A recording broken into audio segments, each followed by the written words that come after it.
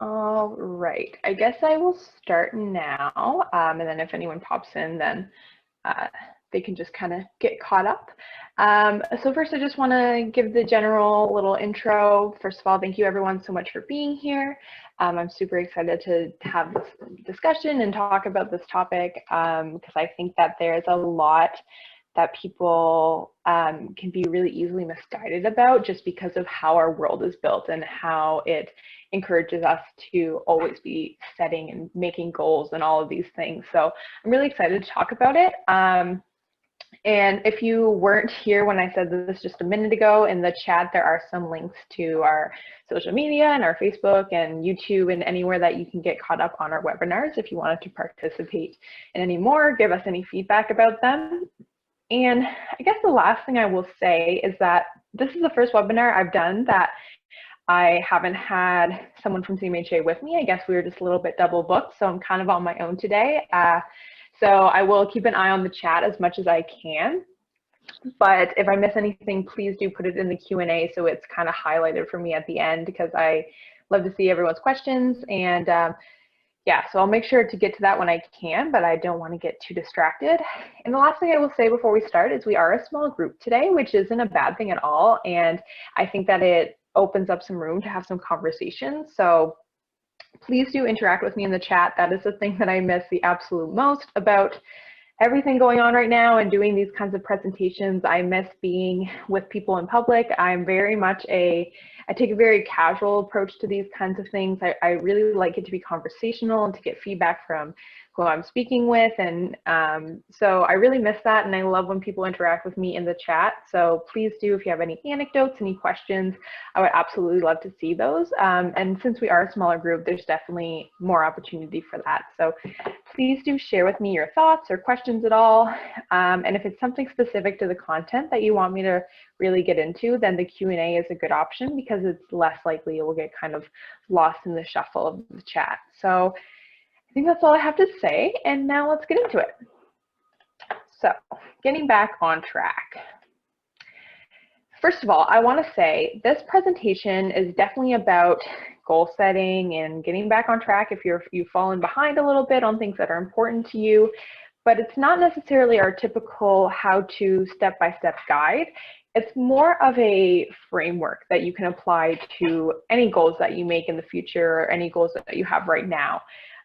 It's just more of a way to approach these things. So if you had any specific goals that you have right now that you wanted to chat about and ask me, you know, this is what I'm working on right now, this is my goal, how would I apply what we've been talking to? Absolutely, I would love to get into those specifics. This is just a more general kind of philosophy you can apply going forward. So what are we going to be talking about? First, I want to say what this conversation is going to be. And we're going to go through a step-by-step approach to goal setting, getting back on track and achieving goals. And these steps are acceptance, assessment, re-inspire, and start again. So get back at the goal. So this is what we're going to be talking about. What we're not going to be talking about is all of this. So if this looks familiar to you, as it does to me, I've personally been really into these kinds of things before, all the YouTube videos, all the inspirational quotes, Pinterest, this kind of culture we have of always getting things done and always achieving your goals and everything like that. This might feel really familiar to you and maybe even a little bit overwhelming to you. And I saved the best for last. This one just made my brain hurt. Nobody cares, work harder. First of all, that is horrible advice, but it's what we see all over the place. We have this kind of mentality when it comes to achieving and success and goals and everything, and we're going to kind of debunk that a little bit throughout this conversation. All right, so where does this idea come from? Where do all of those videos, all those quotes, all those conversations, where is it coming from? First, we need to talk about grind culture. And I'm not going to go into as much detail as I could about this because I could ramble on forever about why it exists, where it comes from. Grind culture is essentially this idea that we should be hustling all the time and that we should always be working, always be focused, always be achieving, always be getting better and better and better. And it's become this really problematic product of our society where if you're not being productive all of the time, you feel like you're failing, or you feel like you're not doing enough, you feel like you're lesser than. And it's created a lot of anxiety in our world. We always think that we should be better than we are right in the moment. And I personally have absolutely experienced that, because the world and the internet and our society has taught us that no matter what, as long as you decide you want something, you can get it. And the way to get that is to work harder and harder. And if you don't have it yet, it's because you're not doing enough, so you have to do more. And I'm going to debunk these ideas a little bit. Like I said, I could go on and on about this topic. There's so many different roots that it has. First of all, consumerism. You know, if we have this idea, we're always working, we're always making money, we're always adding to this material kind of world we've built. And also just perfectionism. There's so many different angles that it comes at us at. And it's presented to us as truth. And I personally have absolutely seen this as a truth in the past. I thought that I could fix literally anything and I could have anything I wanted exactly how I wanted because everything was in my control.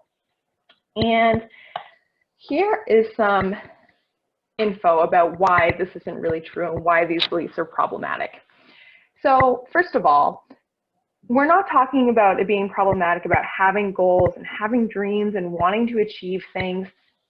We're talking about when that is completely consuming and we believe that we can control every aspect of our lives.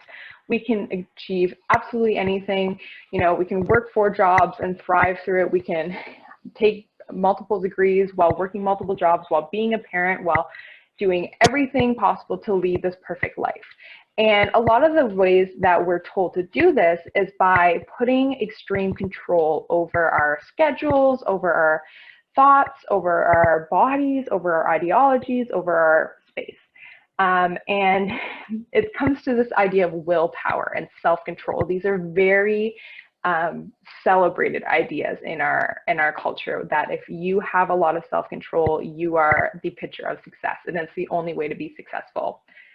And again, to a certain point, if we're in this middle place, if we have a balance between achieving goals and having dreams and getting more out of life and everything like that, it's great. And you are achieving more and you are feeling fulfilled and getting the things you want.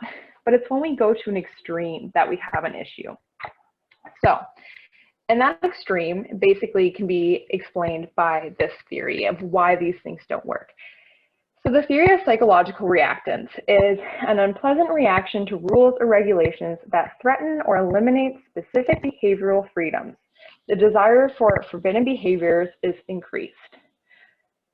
Also known as, we don't like to be told what to do, and we don't like to be told what to do by ourselves. We don't like to be told what to do by others. As humans, we don't like rules. We don't like restrictions. We don't like to be put in little boxes of what we can and can't do, especially when what we can't do is usually so much larger than what we allow ourselves to do.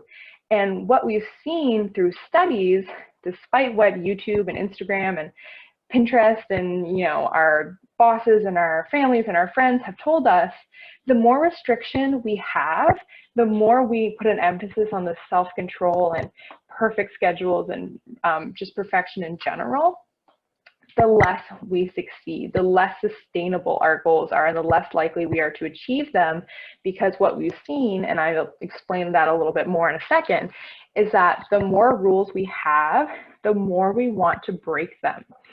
So this study that I'm going to talk about, here's basically the punchline is highly restrictive goals cause increased desire for temptations and the temptation to indulge.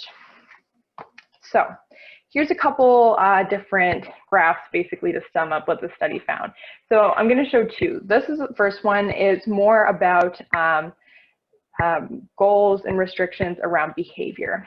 So this study and what this graph is showing, they looked at college students and they asked them about their general life goals and what rules and philosophies they apply to be able to achieve these goals.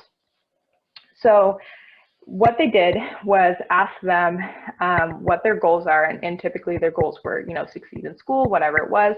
But the more important part was, what are you doing to achieve them? And that was when they were finding things like, oh, I'm not allowed to spend time with friends on these days of the week. I have to spend this many times studying. I can only watch this much time of television. I can only do this and this and this for this amount of time. That's what the restriction looked like. For this group that they called guides, so guided behavior was more about general patterns in behavior. So I try to study, you know, this much a week, like just more relaxed, more flexible approach to their goals.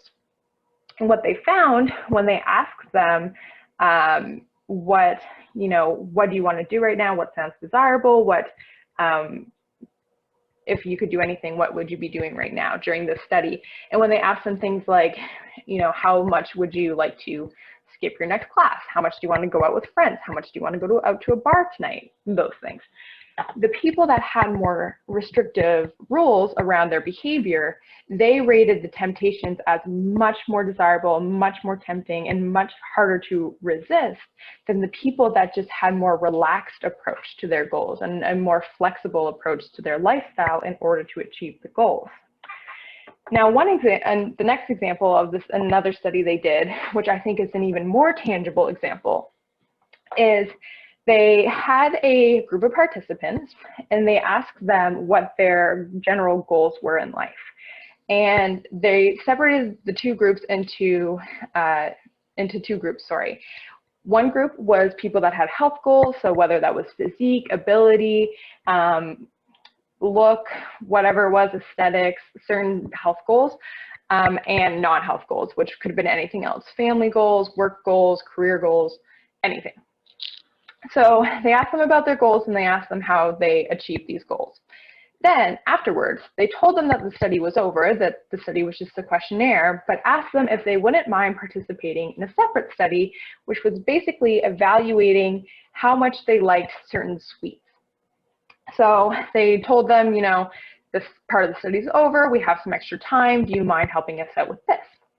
So what they did after they asked people what their goals were like and put them in the separate room and said, we're doing a different experiment now, they gave them a plate of cookies and the researcher left. And they said, all we want you to do is taste a cookie and rate how much you liked it. And they said, you can eat absolutely as many cookies as you want, but you have to eat at least one. And then just rate how much you like them. So what's really interesting here is that the people that ate the most cookies out of everyone were the people with highly restrictive health goals. So that means, you know, people that were dieting, people that calorie counting, people that were really conscious about going to the gym and just had really strict goals about their health and fitness. And I think we all know people like that. A lot of us have probably been that person before. I know I have myself, but the point is that the more self-control and the more strict and the more rules we put on ourselves, the more we want to break them. So the people that ended up eating the most cookies are the people that are the most strict about their diet and the most strict about what they're eating, which sounds so strange because you would expect the people that, you know, were so used to restricting and had all of these goals were the people that would want the least. But when their guards were down, their, you know, psychological and innate responses took over and they ended up giving into those temptations the most. So all of this is to say is that as humans, we don't like rules. We don't like to restrict ourselves. We don't like it when our freedom and our free will is taken away.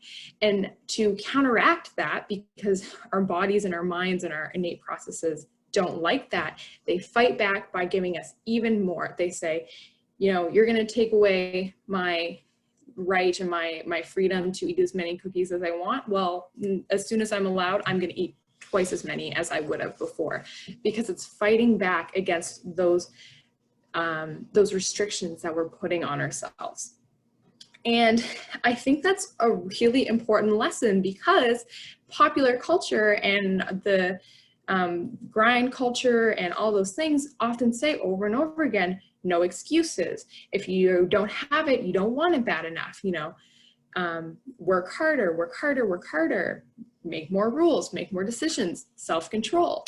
All of these messages are really counterintuitive, because what the research shows is that the more goals and more rules we have, then the less likely we are to achieve them and to engage in behaviors that result in achieving them. So now that we have that out of the way and hopefully have challenged your concept of how to achieve goals and how to be successful, hopefully we can replace it with some new, healthier behaviors that will lead to more success in the long run. So the first step to this is acceptance. And I think that this is really important, because a lot of times when we've noticed that we've slipped up on our goals, or we've backtracked, or we've just behaved in a way that isn't consistent with the things that we want, we tend to react by punishing ourselves. And a lot of that comes from all these ideas we were just talking about. We think that if we haven't achieved something, it's because we don't want it badly enough, we're not working hard enough. But when we react in that way, with that strict response, with, you know, being mean to ourselves, ridiculing ourselves, being critical of ourselves, our brain and our body doesn't like that, and so it fights back. So the first step is to acknowledge what happened. You know, I let go of this habit for the last couple weeks. Maybe I put on a few pounds, if that is what your specific goal is. I haven't been to the gym in a while. I'm behind on papers, et cetera, whatever your goal is. Maybe you've slipped up a little bit in the last few weeks.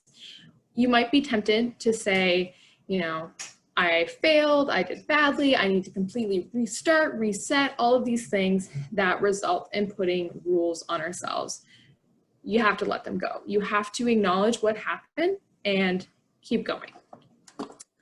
So the point here basically is to resist all of those temptations that we talked about before, those desires for self-control and those blaming attitudes, and yeah.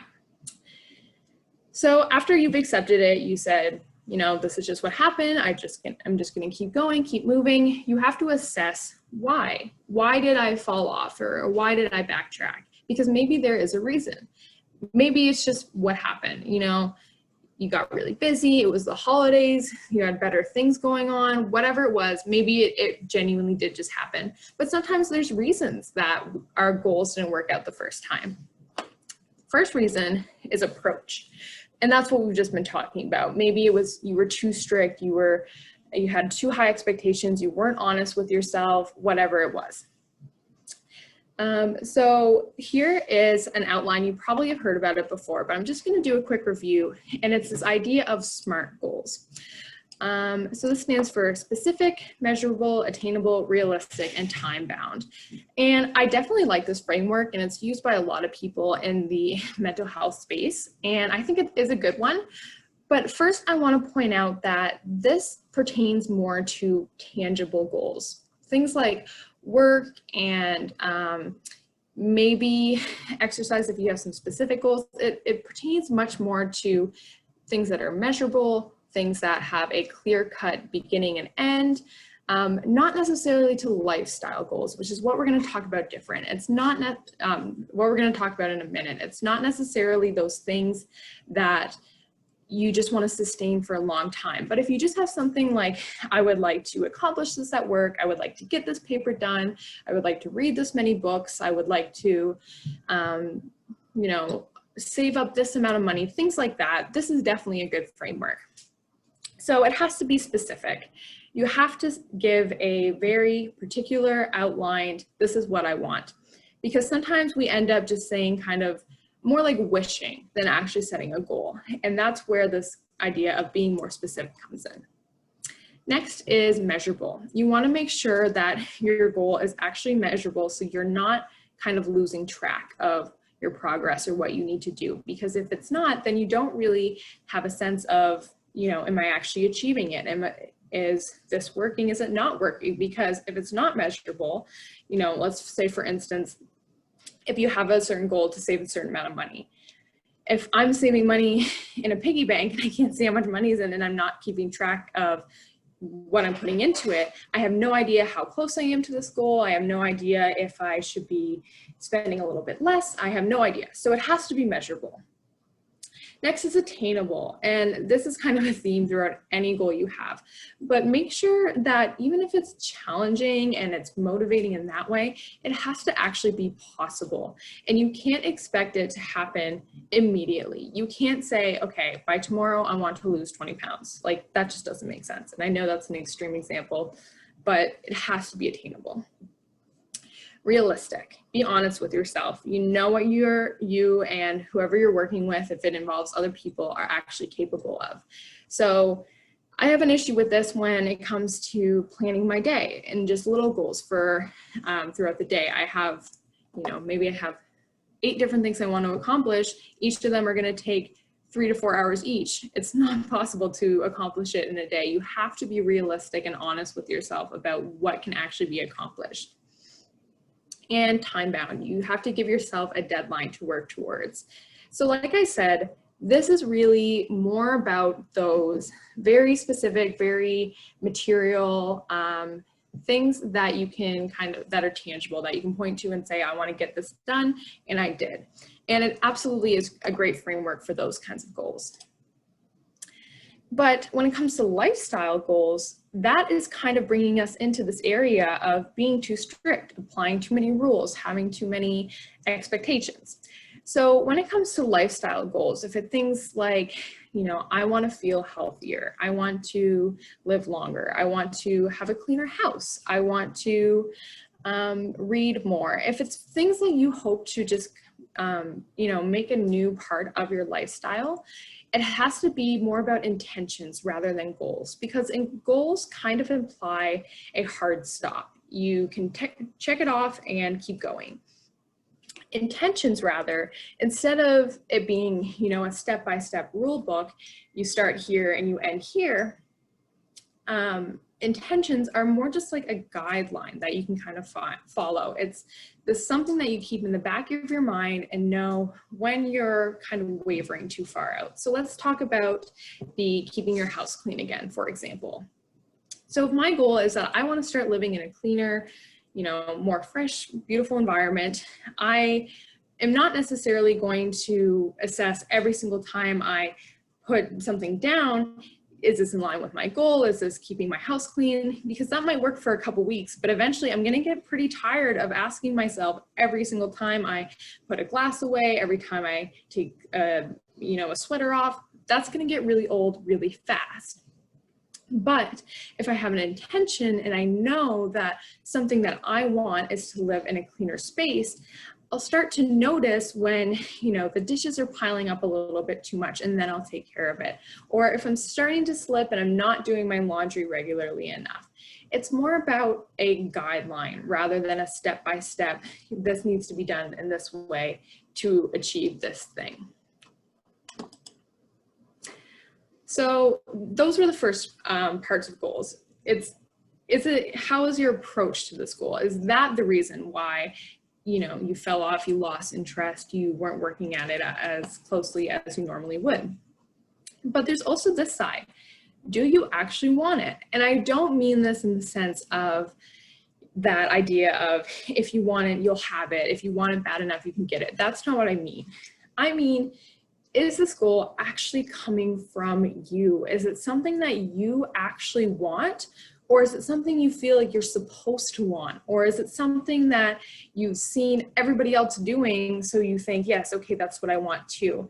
And one really good example of this is body image. And that's a big goal for a lot of people, is to have certain bodies and, to work out in certain ways to achieve a certain look.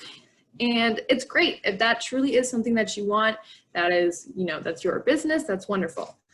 But a lot of the time, if we truly slow down and look at it and say, am I doing this? Do I want this? Am I striving for this because it's something that I want and will make me happy and make me feel fulfilled? Or do I think that I want it, or I think that I need it because of what my friends look like and what the people I follow online look like and what everyone else thinks is important to look like? And that can be, you can apply that to a ton of different things. For instance, a lot of people have this goal of settling down, having a family, things like that. Do you feel like you're working towards that and you're making that goal because you actually want it, or because that's what's expected of you? So sometimes it's not, achieving your goals and getting back on track isn't even about, working harder or changing the rules or whatever it is. Sometimes it's about letting that goal go because it's not the right goal for you. It's not truly what you want. So that is why this assess part is so important, because the matter of you getting back on track might not actually be about willpower and how you're doing things, or you being too strict, whatever it is. It might be a flaw in the actual goal itself in terms of how you're approaching it and do you actually want it. All right, so once you've decided, yes, I want this, I backtrack, not because the goal itself is wrong or because my approach is wrong, it's just kind of what happened, life got in the way, whatever it is. It's time to re-inspire yourself. Get yourself ready to get back into that goal, because sometimes we fall off the wagon or whatever, however you want to say it, because we're not excited about our goal anymore. Maybe we let ourselves get distracted by something else. But if you truly know that it is absolutely what you want and it is something that you want to achieve, then you have to get yourself excited about it again. So there's 2 steps to this. First of all, reflect. Remind yourself why. What is your why? Why am I working towards this? And I think a lot of the times, one thing that we do that just sets us up for failure is the shoulds, needs, have to, these kinds of statements. And it reminds us of what I was just saying about desire and do you actually want it?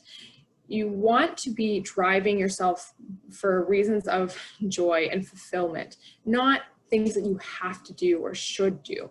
So why is this your goal? Instead of saying, maybe your goal is to get a certain grade, like a certain GPA or something like that. Are you saying that you want to achieve that because you need to get into grad school? Or are you saying, I want this GPA because I want to go to this school to get this career. That is what I want. This is my goal. That's what I want to achieve. Or are you saying, if you're thinking that you want to spend more time with your family, maybe that's your goal. Maybe you're framing that as, I should spend less time at work because I should be with my family.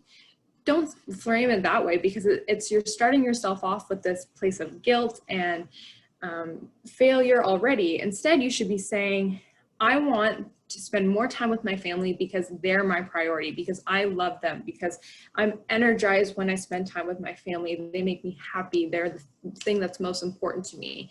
This is what I want. Next, to re-inspire yourself is to excite yourself. And that's just kind of spending time with your goal and thinking about why you really want it, and just getting yourself excited about it again, because it's a lot easier to get back into it if you're excited and not dreading it, which is what happens when we don't like the goal we're working for. So different ways to get excited.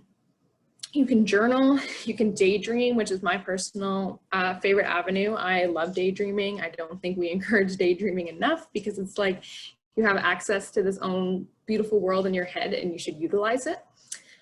Vision boards, counseling or coaching. So just having someone to talk to you about the things that you want in life and how you're going to get them and all those things.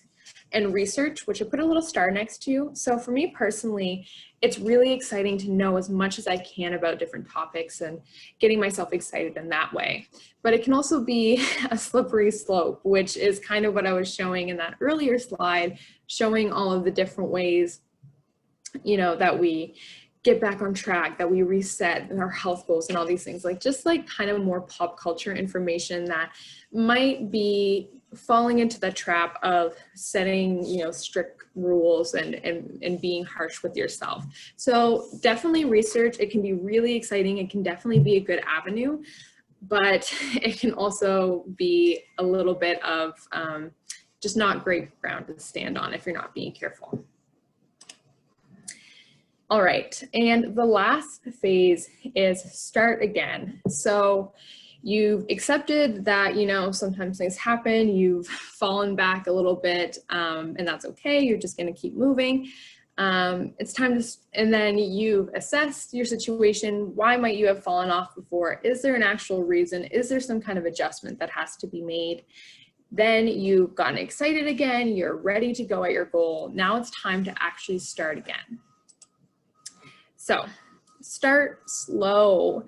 And this is, again, one of those kind of lies that we hear in pop culture, which is this idea of reset and wake up new and turn things around in a day and all of this kind of stuff, which, yes, is absolutely really exciting and really motivating, but it's not sustainable. That's how we end up getting so much of this information about starting again and about starting over.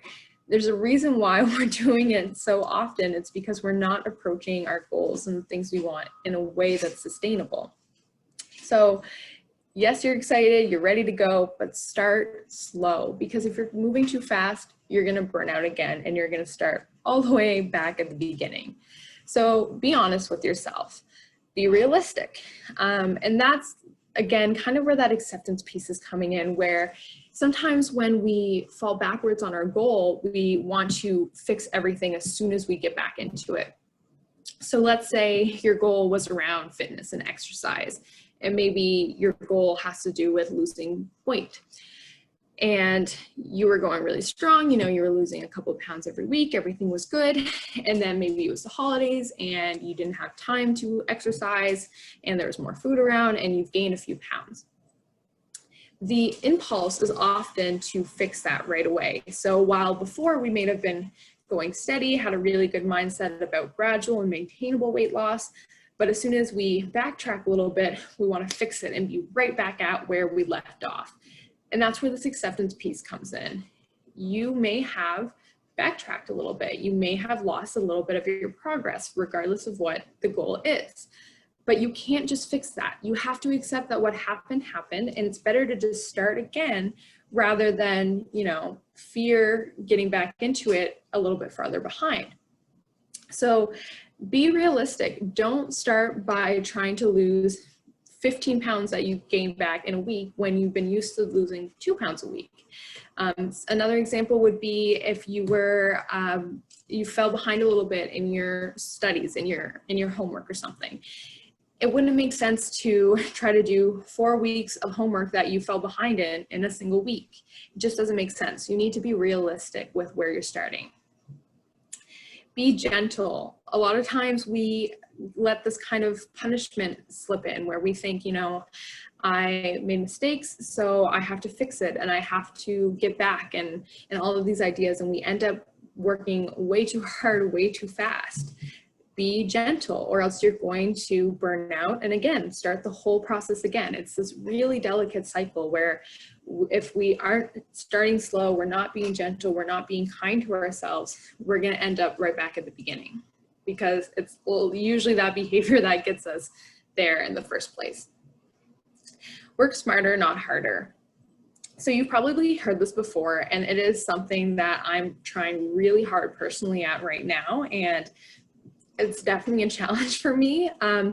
But yeah, work smarter, not harder. We often get this kind of sense of pride and ego about doing more than we have to, going above and beyond, reinventing the wheel, all of these things. But in the end, it results in us getting, you know, exerting all of our energy, getting burnt out and having to start again. So work harder or work smarter, not harder. Okay, and the last point I have, so if you have any questions or you want to talk about any specific goals, please do share them because I would love to get into that. But enjoy the process. And there's two sides to this. First of all, I've included the Sappy Hallmark card Pinterest version, which is it's the journey, not the destination, which I try to avoid these kinds of quotes that are cliche and overused. But unfortunately, this one is just true. And you have to enjoy the journey, because a lot of the times the journey is longer than the destination. And it just comes down to the fact of, if we're spending so much time working towards something, we better be enjoying it. We better be enjoying that process. So yes, enjoy the process purely for the sake of happiness and well-being, absolutely. But if you're joining us today on this webinar, it's probably because you're an extremely motivated person, you want to get things done. There is another side to this incredibly sappy cliche quote, and it's enjoy the process, because you will have more success if you do. If there's anything you've picked up throughout this presentation, it's that when we are hard on ourselves, when we're strict, when we put rules, when we go at things in a way that our mind and our body doesn't like, we don't do well, because our mind and our body fights against us, and it fights against those rules.